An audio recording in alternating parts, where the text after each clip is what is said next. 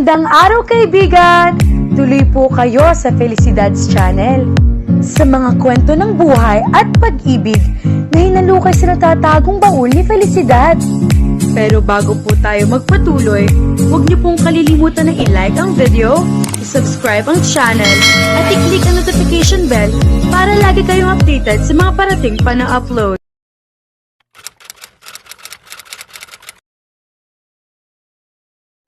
Nakatingin si Mau kay Minelli. Nasa mukha nito ang awa para sa anak nito. Parang kinurot ang kanyang dibdib. Mukhang mabait siyang bata, sabi niya. Tumingin ito sa kanya saka tumango. Sobra, mature na siya mag-isip kahit bata pa siya. Pero kapag sila ng kanyang ama magkasama, masayang masaya siya. Malikot, madaldal, at tawa ng tawa. Ganoon din si Rainier kapag kasama si Dondon. Madalas, hindi ko maisip na sandali itong tumahimik. Nag-aalala siya naghintay sa iba pang sasabihin nito. Kinakabahan din siya na baka bumalik na naman ang animosity nito tulad na nagdaang gabi. Hinila nito ang isang silya at umupo ito roon. Pasensya ka na kagabi. Hindi kami iniiwan ni Rainier ng matagal, maliban na lamang kung mayroong malaking dahilan. Halos mamatay ako sa pag-aalala kagabi. Tumitig ito sa kanya. Nagtatanong ang mga mata. Ayokong sumama sa inyo. Kung ako ang tatanungin mo, ayoko talagang sumama. I'm sorry, but I have to be honest. Natatakot akong iwan si Rainier or si Norvin. Kung ano man ang tawag ninyo sa kanya. Siya pa rin si Rainier para sa amin ang aming anak. Natatakot akong baka mawalan siya ng direksyon kung iiwan namin siya. Ibinaba niya ang sandwich na kinakain niya. Iyon din ang ipinag-aalala ko. Gusto ko rin maging honest sa'yo, Minelli. Kung meron mang tao makakatulong sa akin kumbinsihin si Nor, si Rainier, na sumama sa atin pabalik sa Eagle Squad, ikaw iyon. Kailangan ko ng tulong mo. Kung gusto niyo lang siyang bumalik para ipagpatuloy ang mga dati niyang ginagawa niya para sa inyo, agad siyang umiling. He doesn't have to continue being an agent. Sa Eagle Squad, kapag may pamilya ng isang agent, he could choose to be just a consultant or be an in-field support. Hindi na siya binibigyan ng delikadong field assignments as measures so that he or she will be safe for his family or her family. Tinitigan niya ito. Nauunawaan mo ba ako? Mas ligtas si Rainier kung nasa ilalim siya ng proteksyon ng Eagle Squad kaysa mag-isa siyang nasa labas. Bakit tinatawag mo siyang Rainier sa halip ng alam mong tunay niyang pangalan? If you're just doing that for me, not for you, for him, I think he wants to remain as Rainier. At hindi to professional opinion. I know, but there's much for him to live for as Rainier than as Norvin. He has you and his son. He's got his family. At hindi tamang mawalay ang kahit sino sa kanya mga mahal sa buhay at sa mga nagmamahal sa kanya. Dahil kapag nangyari yun, paano pa yung matatawag na pamilya? Bumuntong hininga ito. I wish he would just tell me everything. Ano man yung ginawa niya in the past, I don't think it could be that bad. He's the kindest and the gentlest man I know. I can't believe he could be so evil. Tumutok ang mga mata nito sa kanya. Naaasiwa siya. Don't look at me like that. Siya lang ang pwede magsabi sa iyo ng buong katotohanan. Nahihirapan din ang kalooban niya habang nakikita niya ang paghihirap sa anyo nito. Ito na lang ang sasabihin ko sa iyo. If only we've gotten him the first time he was lost at sea, he would have been a hell of an agent. But he's been in a bad company, and he embraced that bad company as if it was his own because he thought it was a lesser evil. Because he was hopeless, he became the lesser evil himself. Pero nagbago siya. Agad niyang sabi nang mabasa ang pagkataranta sa mga mata nito. Nagbago siya dahil bumalik ang damdamin sa puso niya at nagkaroon ulit siya ng pag-asa. Hindi kita maintindihan, sabi nito. Inabot niya ang kamay nito. Do you love him? Yes, walang pag-atubiling sagot nito. Nangingislap ang mga mata nito sa luha nagbabantang pumatak mula roon. Yes, I love him so much, Mau. I love him so much and I don't know how to live without him. Then forget the past and fight for him. Make him forget it, or at least set it aside for now. Make him believe it will never come back. Hindi mo ba naiintindihan? Ipaglalaban ko siya. Kahit buhay kong kapalit mo. Pero laging ang nakaraan, hindi pinatatahimik ang asawa ko ng kanyang konsensya. Binitiwan itong kamay niya. Kung alam lang ni Rainier na mananatili ako sa tabi niya, kahit ano pang mangyari, kahit harapin niya ang nakaraan, kahit magbayad siya sa mga kasalanan niya, lagi akong mananatili sa tabi niya. Kami ni Dondon, pero siyang sumusuko. Magulhol ito. Hindi niya alam ang gagawin. Wala siyang maisip na pwedeng sabihin para kalmahin ito. Pagkatapos sa sandaling pag-uusap ni Mau at Minelli sa kusina, nagtungo ang huli sa kwarto para mag-impake ng mga gamit nito at ng anak na dadalhin ng mga ito sa pagsama sa kanila. Dumistansya muna siya sa babae. Bumalik siya sa kwartong gamit nila ni Serge para kunin ang maliit na cellphone at subukang kumontak sa headquarters. Hindi siya makakonekta kahit lumabas na siya ng bahay. Mahirap ang signal sa lugar na iyon. Pero hindi nagtagal ay kay Serge naman niya nakatanggap ng communication relay. Sinabi nitong tatawag na ito sa kanya para makausap niya si Agent Blue Jay. Hindi nga nagtagal ay kausap na niya ang matandang doktor. The Eagle Squad is on standby, sabi ni Blue Jay sa kanya nang marinig ang tinig niya. Anytime tonight, darating kami riyan. Mula riyan ay susunduin tayo ng yate para bumiyahe pabalik sa Maynila. I'll tell Sparrow, sabi niya rito. Doc, how about the brain surgery? Pwede ko bang sabihin kay Sparrow? Do everything you can. Promise anything. To have him come with us. Si Norvin, ang isa sa top 10 sa wanted list na NBI. We have to get him in and protect him. Gawin mong lahat. I don't think he would go in with us using force. That would be bad for psychological makeup. But I suppose you already know that. Napangiti siya. You've been gone too long. I've missed you, sabi niya. Narinig niya ang nagulat nitong tawa. Isang bagay na bihira mangyari dito. But these days, Blue Jay found it easy to laugh. Siguro ay malaking bagay ang pag-aalaga nito sa mga apo, kaya madali na rito maging masaya. Miss you a lot too, kid. I'm doing everything else because yes, I know that. Gusto kong bumalik si Norvin sa sarili niyang kusa. But it's hard. Napakarami niyang issues. Huminga siya ng malalim. That's why I want to tell him about our research. I wanted to share the report to him.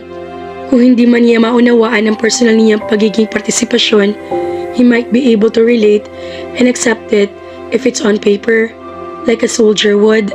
Do your psychology then. We'll keep our fingers crossed. Anito, maya-maya ay si Serge naman ang kumausap sa kanya. We'll be leaving here in a few minutes. Kaya mo pa riyan?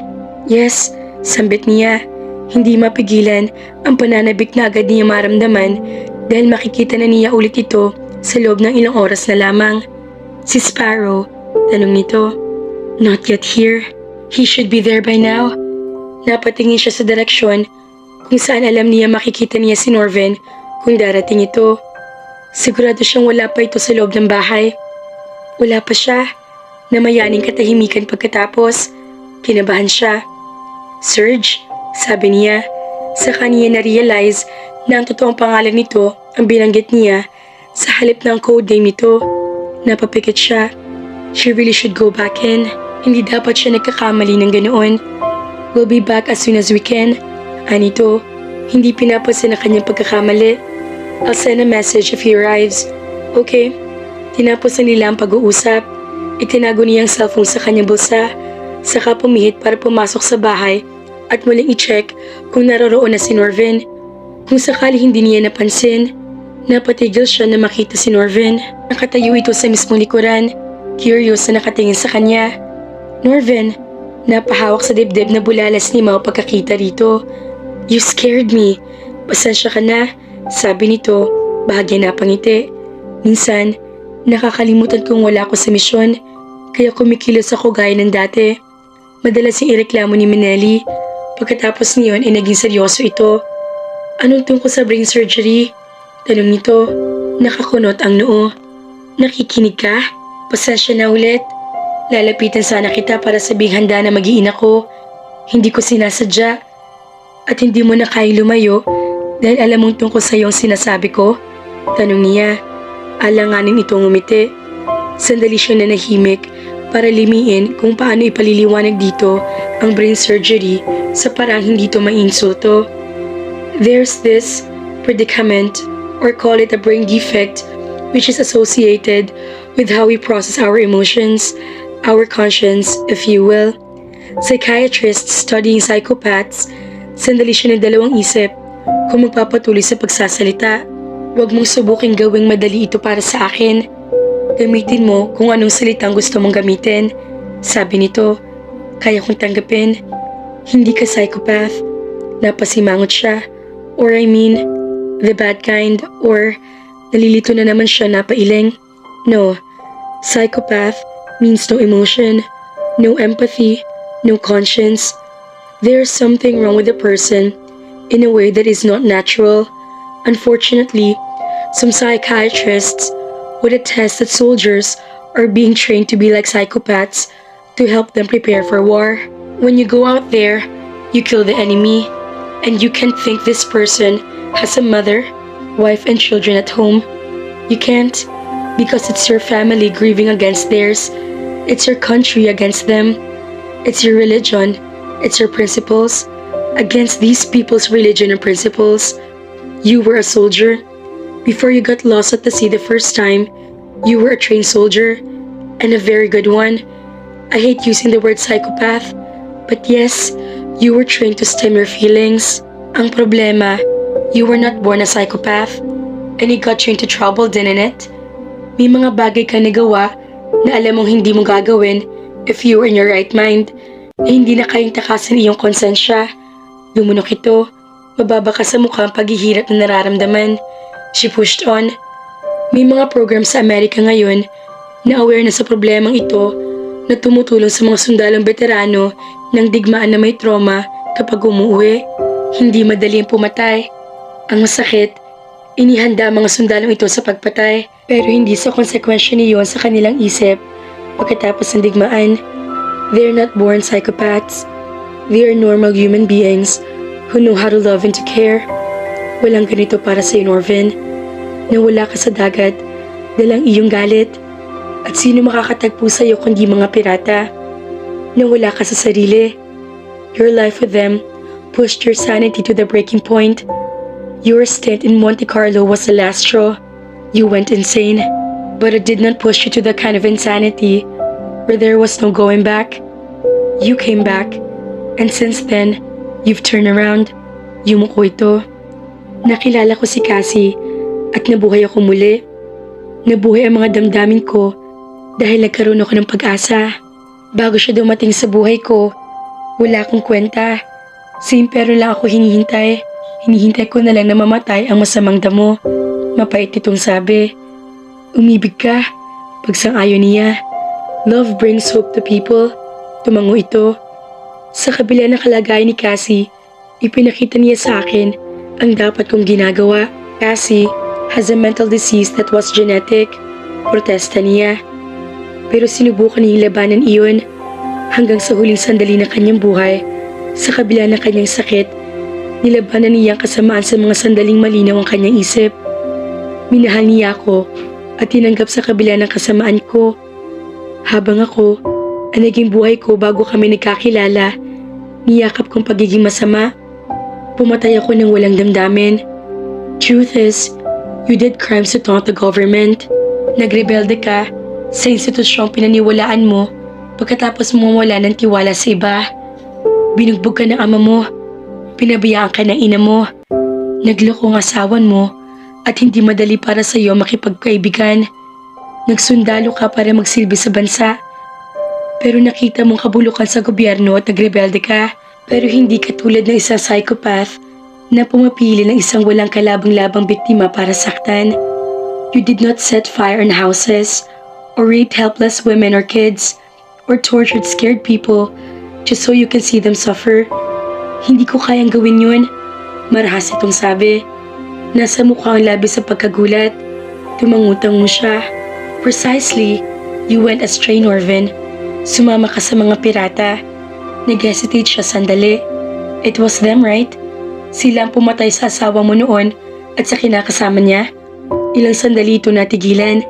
Kapag kuwan ay tumango ito. Oo, galit na galit ako sa ginawa ni Wanda.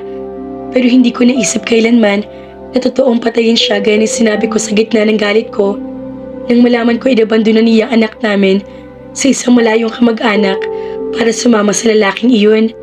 Sa kasamaang palad, naging paborito ako ni Boss Joel. Iniutos niya ang pagpatay sa kanyang mga tauhan sa pag-aakaling katutuwa ko iyon. Alam mo masaklap? Nung malaman kong ginawa nila, sumunod ako sa ginagampanan kong papel. Natuwa ako, naglasing, nag-celebrate. Pinatay kong awang naramdaman ko sa puso ko. Tinalikuran ko ang natitirang pagkatao na meron ako. Tapos, nabilitaan kong namatay sa tipos ang anak ko noong hinahanap ko siya. At mula noon, naging manhid na ako. Galit na lang ang natira sa puso ko. Kinakabahan man dahil sa nakikitang lamig sa anyo nito. Lakas loob na hinawakan niya ang braso nito. Napapitlag ito. Meron kang Minelli at Dondon ngayon. Mahal na mahal ka ni Minelli. Isa siyang napakatatag na babae dahil kaya kaniyang tanggapin ang lahat-lahat sa iyo. Kamukhang kamukha mo si Dondon at isa siyang mabuting bata. Mahiyain at mabait at malaki ang pag-asa magkaroon siya ng buhay na malayong malayo sa buhay na naranasan mo noong bata ka pa. Tumingin ito sa kanya. Sa palagay mo, matutulungan mo pa rin ako? Ang brain surgery na sinasabi mo? Hindi pa conclusive ang brain surgery. Naisip namin dahil sa pambubugbog sa iyo ng ama mo nung bata ka pa, you might have sustained head injuries that could have made you empathic. Pero habang nagtatagal, hindi ako naniniwala empathic ka. Lalong-lalo na ngayon. We will have to perform a series of tests though. Paliwanag niya. Pakiramdam niya. Malapit na niya ito makumbinse. Pero hindi ko ipipilit ang brain surgery if it will not help you. Can a brain surgery make me forget? Hindi makapaniwala na patitig siya dito. Hindi mo pwedeng kalimutan ang pamilya mo. Hindi nila dapat maranasan ang hirap na maaari ibigay sa kanila ng anino na nakaraan ko. Labis na silang nahihirapan. Nagsasakripisyo. Norvin, saway niya rito. Sunod-sunod na umiling ito. Pagkatapos, ay hinawakan nito ang ulo nito. Ang mga alaala, yung mga hindi ko makalimutan. Kapag naaalala ko ang mga kariming ginawa ko, pakiramdam ko ay may ibang tao sa loob ko na pwedeng basta na lang lumabas at manakit ng iba. Sasaktan na mag-ina ko. Natatakot ako. Ang taong yun ay hindi totoo. Binuo lang iyon ang imahinasyon mo noong panahong pakiramdam mo ay wala ka ng pag-asa. Hindi ka masama tulad ng iba, Norvin. Hindi ka tulad nila na walang damdamin. May temang budhe at pinipili ang mga taong mahina at walang labang bilang biktima. Walang katupusan ng gutom nilang gumawa ng kasamaan at hindi sila marunong magmahal. Bumuntong hininga siya. Yun ang mga taong nagkalat sa lipunan at isa-isang sinusugpo ng Eagle Squad. Alam mo yun, ang mga taong tulad natin ay may damdamin dahil nagagalit tayo sa ginagawa ng mga ganoong klase ng tao. Nagagalit tayo sa mga taong nang-aapi, pumapatay at sumisira ng buhay ng ibang tao. You did murder a few bago ako kumampi sa Eagle Squad. Ang lesenggong nanakit sapo ni Mang Celso na nakatagpo sa iyo sa dagat. Hindi ma-justify niyon ang iba pang mga kasalanan ko. Pero paano mo ipaliliwanag na hanggang ngayon ay buhay ka pa? Na nakilala mo si Cassie at nagbago niya ang pananaw mo? Na naging party ka ng Eagle Squad na binubuo ng mga tao may matitibay na prinsipyo at handang ibuwis ang buhay para sa mga pangkaraniwang taong hindi alam kung paano ipagtatanggol ang mga sarili nila. Nasa kabila na nawala ka na naman sa dagat ay nabuhay ka. Nakilala mo si Minelli at nagkaroon kayo ng anak. My God, Norvin, if you want to find reasons that there's someone out there who's still rooting for you, look at all those blessings and tell me they don't mean anything at all. Hindi ba sila sapat na dahilan para ipagpatuloy mo ang iyong buhay at ipaglaban mo ang tama? Marahan itong umiti. Agent Dove, sa idealismo, mas peligroso ka pa kaysa sa isang highly trained operative ng Eagle Squad. Natawa siya sa kabila ng pag-iinit ng kanyang muka. Ang tigas kasi ng ulo mo. I know you called ego because you were already thinking of all these things. And I know you asked for me because I can answer your questions. Kailangan mo lang ng tulak. On the other hand, really, as your psychiatrist, trabaho ka rin kumbinsihin kang sumama. Kailangan ka pa rin namin obserbahan for formality and for peace of mind. Pahayag niya. Isa pa, alam mo bang kasama ka sa top 10 most wanted sa buong Pilipinas na parang isa kang terorista? Napailing siya. Hindi alam ng mga taga-NBI na yan kung ilang terorista ang nahuli ng gobyerno dahil sa mga tips mo sa 3 taong pagiging agent mo ng Black Bureau. Kailangan mong sumama sa amin para mabigyan ka namin ng legal na proteksyon at para masimulan na rin trabahuhin ni Chief sa wakas sa paghingi ng presidential pardon para sa'yo. Napakurap ito sa narinig. Presidential pardon? Sa palagay mo ba, pababayaan ka ng Eagle Squad? Your family. So are Minelli and Dondon. Kung pababayaan ka ng Bureau, anong mukhang ihaharap namin sa isa't isa? Come back. Pakiusap niya. Kailangan ng pamilya mong suporta maibibigay namin para malampasan ninyo ang lahat ng problema ninyo sa ngayon. At naghihintay kaming lahat para maibigay sa iyong suportang iyon. Ilang sandaling katahimikan na nagdaan bago ito tumango. Nakahinga siya ng maluwag. Halos hindi na siya makapaghintay sa pagdating ni Serge para sabihin sa mga ito ang good news. Hinila na niya si Norvin papasok sa bahay para sabihin sa asawa nito na sasama na ito sa headquarters. Nakaka-excite naman mga kafelisidad. Ano na kayang susunod na mangyayari? Kaya naman, abangan!